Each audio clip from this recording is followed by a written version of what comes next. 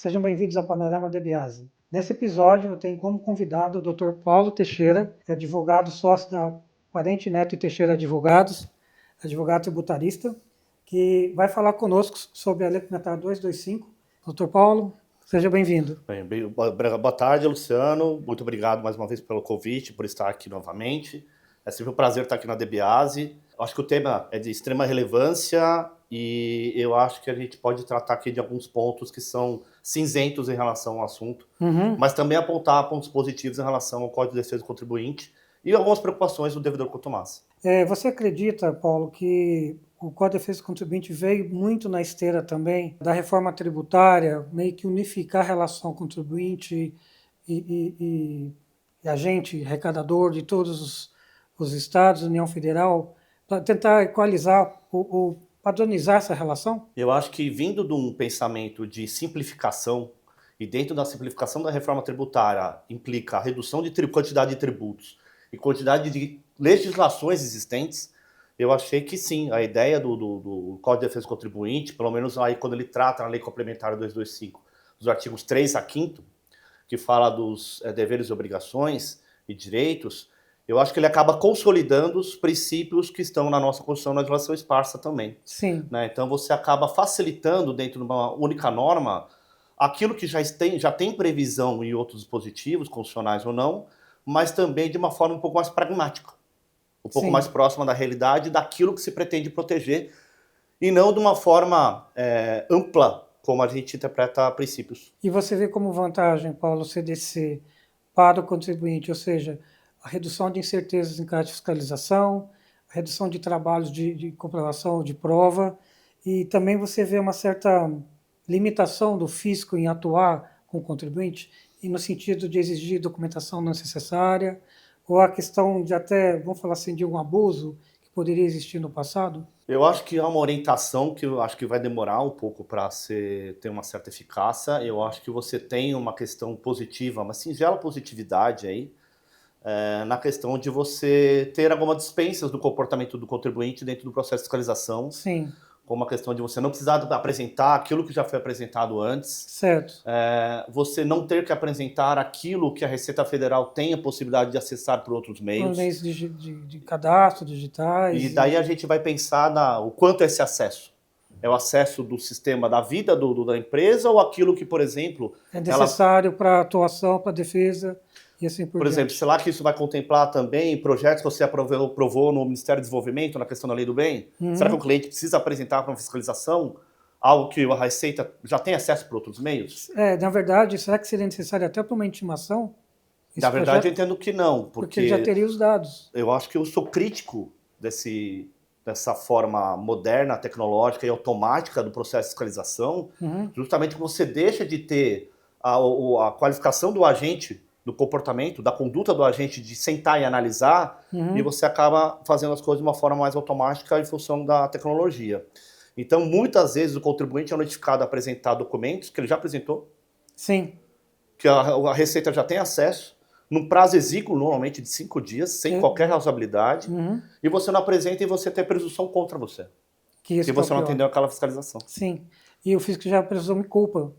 Automaticamente daquilo... E dentro da esfera administrativa isso é um prejuízo enorme, porque se você já, no processo de fiscalização, já faz essa produção negativa de prova contra você, fica mais difícil para você resolver na esfera administrativa. Sim. E qual o impacto também na esfera jurídica que você enxerga do Código de Defesa do Contribuinte? Eu acho que a gente vai poder começar a utilizar esses dispositivos para tentar fortalecer essa relação que a reforma vende, né? E tentar fazer com que os julgadores também tenham uma acessibilidade maior de analisar a situação do contribuinte. Eu digo na questão justamente da previsão de a valoração melhor dos meios de prova do contribuinte, ele poder produzir outros meios de prova, a presunção de boa-fé.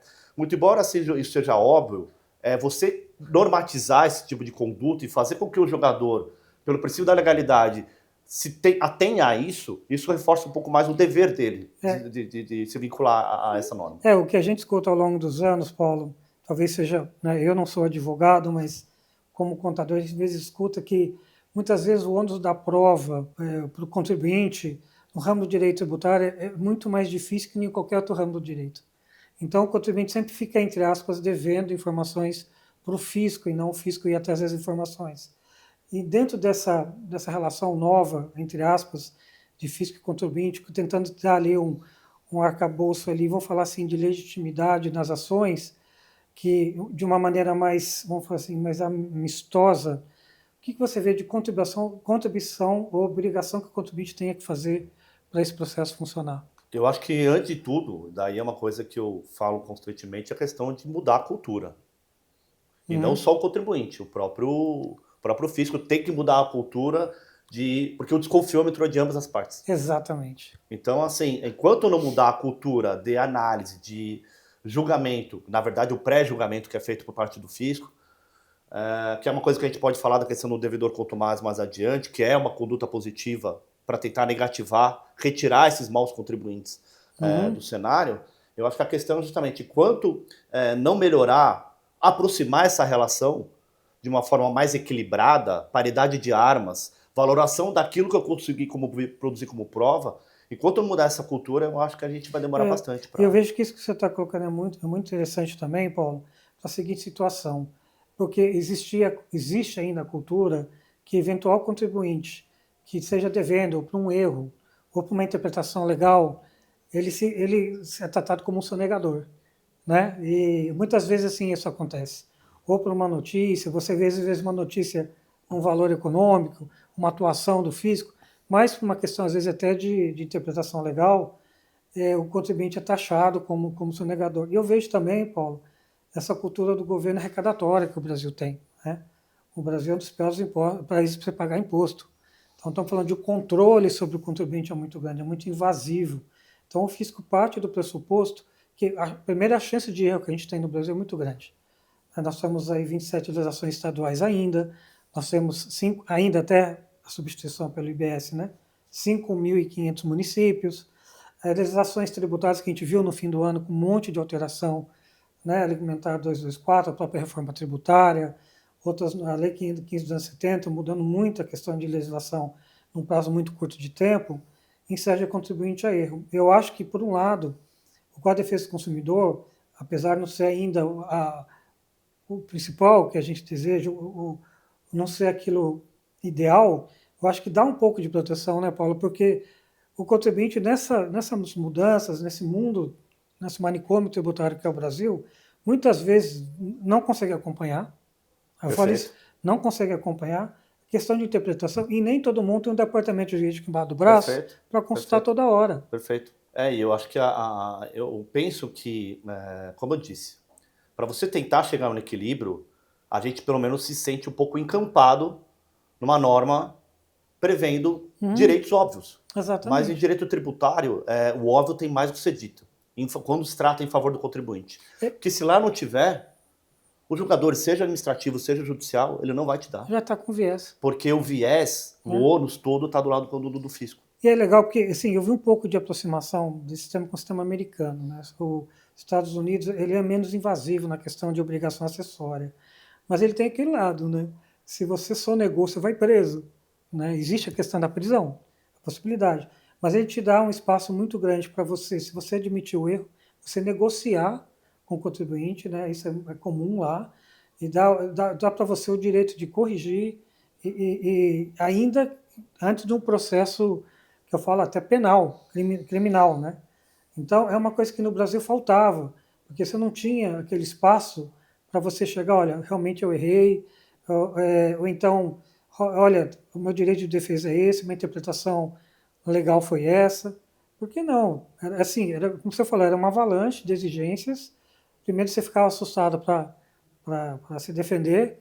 É muito comum alguns clientes virem nos contratar, né, Paulo?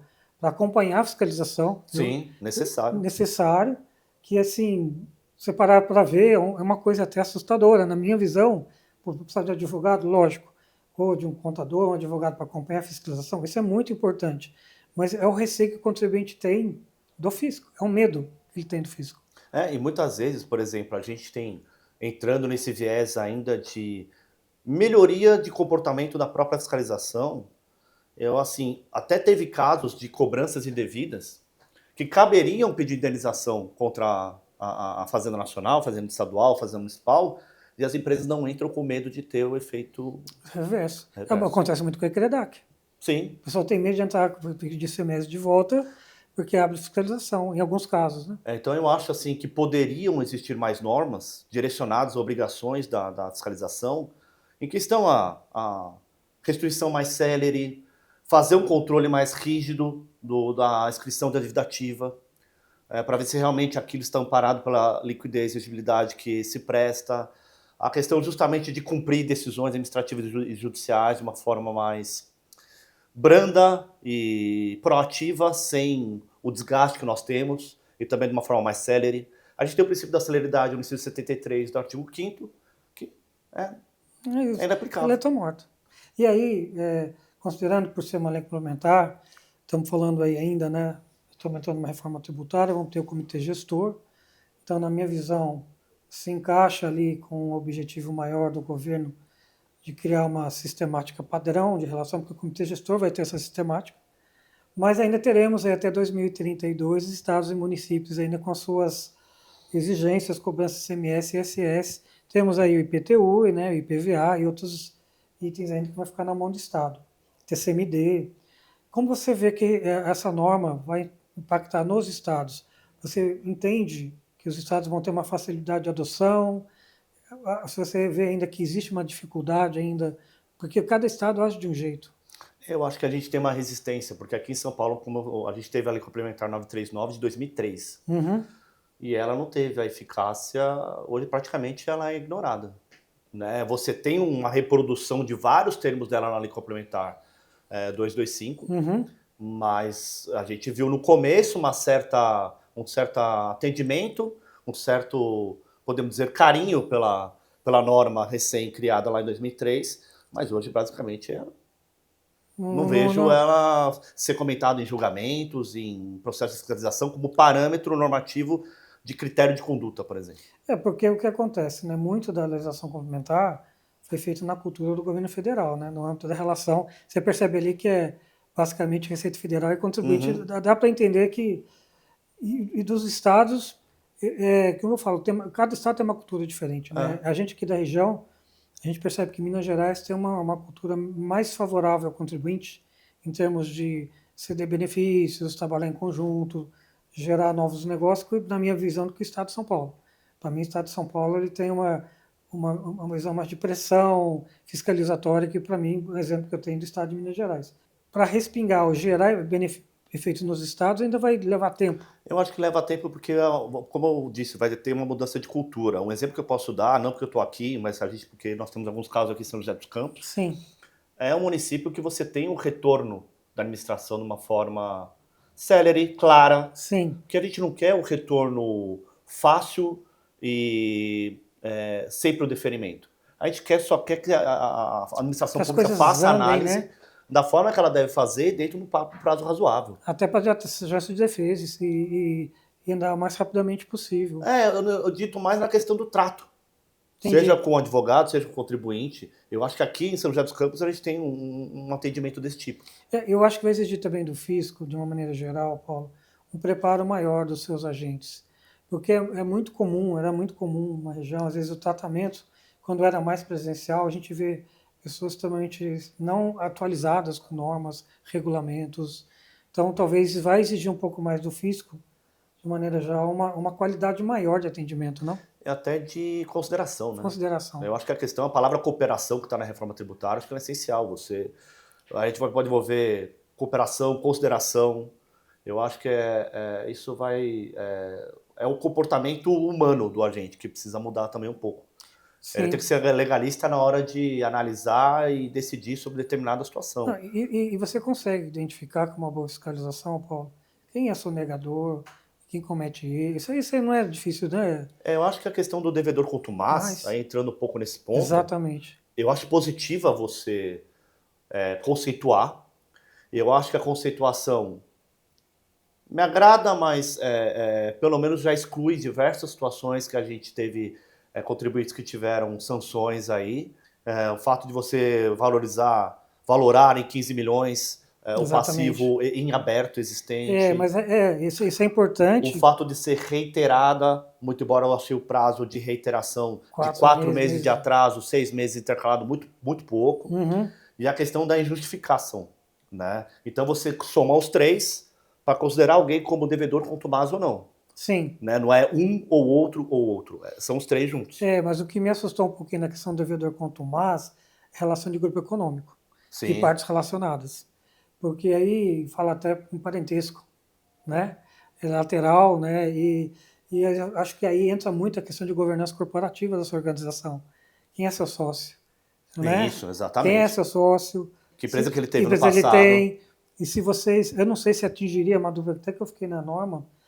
Por exemplo, eu tenho uma empresa, o meu irmão tem outra, não temos relações comerciais, mas vamos ser considerado um grupo econômico se nós não temos essa relação, porque partes relacionadas, tudo bem, é aquela empresa que você teria uma possibilidade de fazer um negócio de uma maneira favorecida, comparando com quem você fizesse com outra parte, terceiros.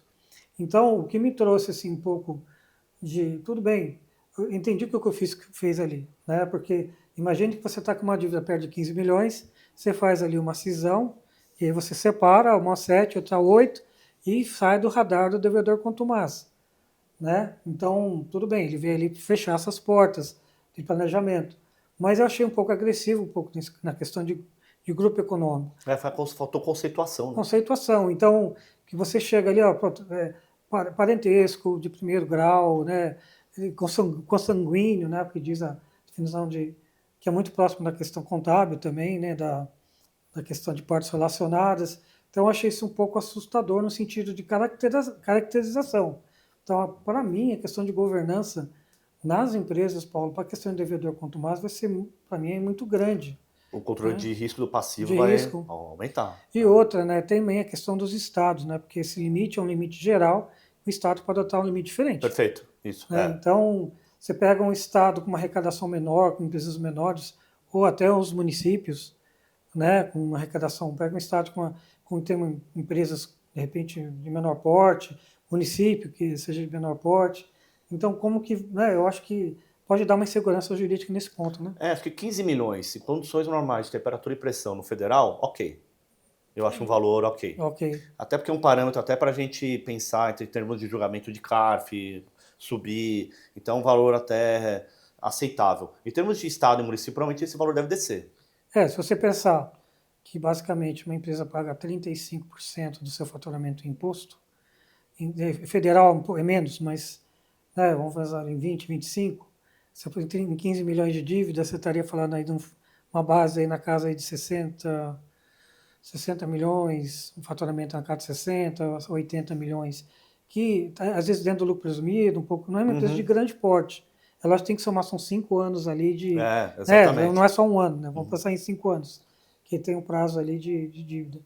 Mas ali, o Paulo, dentro do devedor contumaz, o que você entende ali? Que as penalidades são bem pesadas. Eu achei algumas coisas assim, direito de transacionar com fisco. Você tem ali desqualificação ou baixa do CNPJ. O que mais que de prejuízo para o contribuinte você vê ali? Você tem a questão de não participar mais de licitações. Licitações. Você tem a questão de você não usufruir de benefícios fiscais voltados à contribuição social, do lucro líquido. Sim. Né? São até questões que a gente, caracterizado a situação, transitado julgado administrativamente essa situação, eu acho que até uma conduta acertada sancionatória. Entendi. Se evidenciado tudo isso. O que me preocupa, que está lá no artigo 13 da Lei Complementar 225, o que me preocupa justamente é a questão da ausência de suspensão de edibilidade se configurada como as hipóteses de simulação, dolo, fraude, fraude de execução. São institutos que a gente tem muito problema da aplicação dele na esfera administrativa, em termos de fiscalização. Então, temos que isso seja muito utilizado para você tenha já uma eficácia de exclusão desse tipo de contribuinte devedor contumaz de uma forma, um resultado mais célere. E eu acho que a gente deveria resguardar, no mínimo, um contencioso administrativo justo e dentro de um devido processo legal. E tem também na lei complementar uma um artigo, não me lembro qual, que fala da questão de criação de empresas ou pessoas jurídicas com intuito de redução não é de redução de carga, mas para se evitar imposto. Né? Fala sobre isso. E até que ponto um planejamento tributário pode ser classificado, ou seja, você criar uma empresa presumida ou mais de uma empresa para você, por exemplo, reduzir sua carga tributária de imposto de renda, ou até que ponto isso esbarra no planejamento tributário, ou isso realmente é uma questão de cair na característica de simulação ou fraude, ou é bem resolvido nesse assunto? Eu acho que hoje a gente consegue pensar a simulação fraude de uma forma um pouco mais aprofundada, até pela jurisprudência do contexto administrativo do CARF. Uhum. Que a gente tem alguns entendimentos um pouco mais sedimentados em relação a isso, que não é tão pesado como se pensava quando teve a Lei 116. Sim. Né? A alteração do CTN, que tratou da questão da simulação. Exatamente. Né? Hoje a gente tem uma conceituação um pouco mais aprofundada que demanda um pouco mais de trabalho da fiscalização, não basta qualquer indício, precisa de uma prova cabal. Né? Então, uma constituição de uma empresa com atividades distintas e com regimes diferentes, eu não vejo problema nenhum. Desde que você consiga identificar atividades, sócios, sim, faturamento de cada uma delas. Que existe geralmente um fundamento econômico até por trás disso. Ou não exatamente, né? Eu acho fundamento que econômico por trás desse planejamento. Eu vejo a questão de operacional, econômico e jurídico. Né? Eu acho que é o jogo que você tem que pensar na hora de fazer qualquer planejamento. Mas na sua visão, Paulo, como é que você enxerga aquela empresa que realmente está em dificuldades econômicas, que às vezes entra no parcelamento, não consegue cumprir, mas não por uma questão, vamos falar, de idoneidade, mas uma questão financeira, né? Nós passamos aí não muito tempo atrás por uma pandemia. Hoje, nós temos o recorde de recuperação ou falências nesse atual governo, né? Estamos em 2025, mais de 5.800 empresas foram à falência. Então, como essas empresas vão encarar, como é que o governo também vai encarar essa situação? Porque elas vão ter que se justificar muito perante o ofício. Olha, eu estou numa situação, né, muitas vezes tem a questão, se eu não me engano, também a proibição de você entrar em RJ, também na questão de devedor contumaz. Perfeito.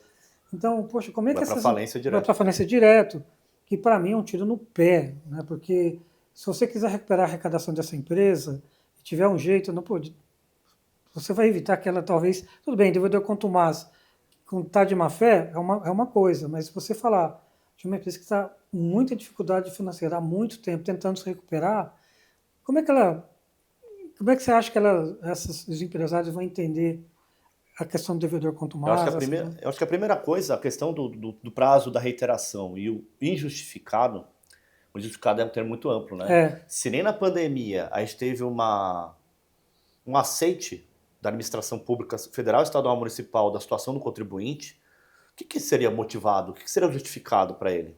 Então é uma coisa muito ampla e depende de cada agente. Exatamente. Então é algo que também precisaria ser elucidado, ou seja, houve realmente um comportamento, uma quebra do contrato com o cliente que acabou implicando no faturamento, ou realmente é um problema de má gestão. Uhum. Então eu acho que as questões que a gente tem que adentrar é justamente aquelas hipóteses que acabam em responsabilização pessoal. Ou seja, o que é mais grave, para a gente tomar como exemplo sistematicamente? 1353 do CTN.